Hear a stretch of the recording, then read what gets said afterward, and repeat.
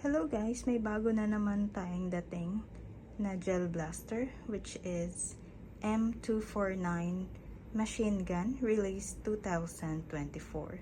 Sa gustong magkaroon ng ganitong unit, may mai-recommend ako na pwedeng bilhan nasa description box ng video ito. Okay, proceed na tayo sa review. Napakabigat pala neto guys, nasa 4 kilos ang timbang niya. Itong unit nga pala na to ay di ka mabibitin sa bala kapag may mga events kayo sa gel blaster.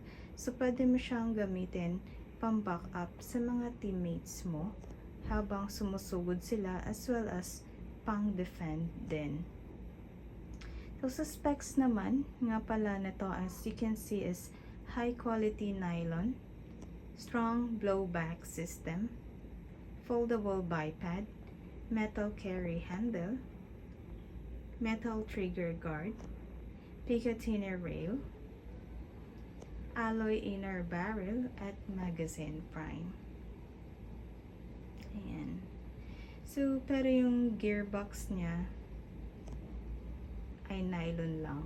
Pero high quality nylon gearbox naman. Ang kinagandahan pa neto, kaya niyang mag-accommodate or magdala ng kanyang magazine ng 1,200 gel balls. Kaya hindi talaga mabibitin.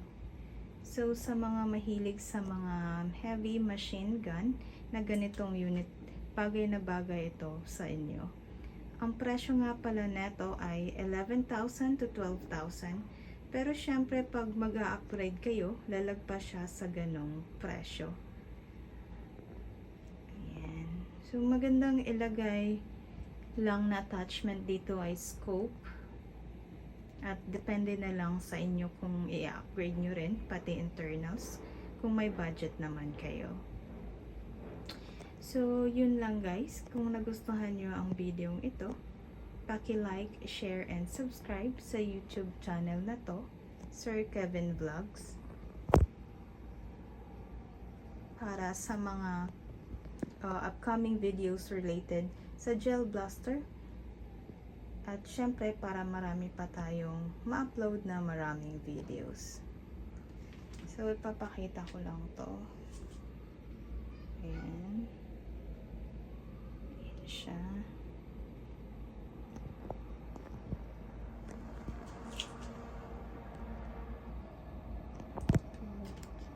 Ito siya.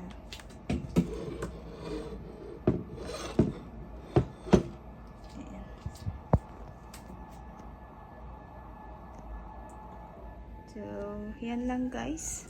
Hanggang sa muli. Salamat sa panonood. Bye-bye.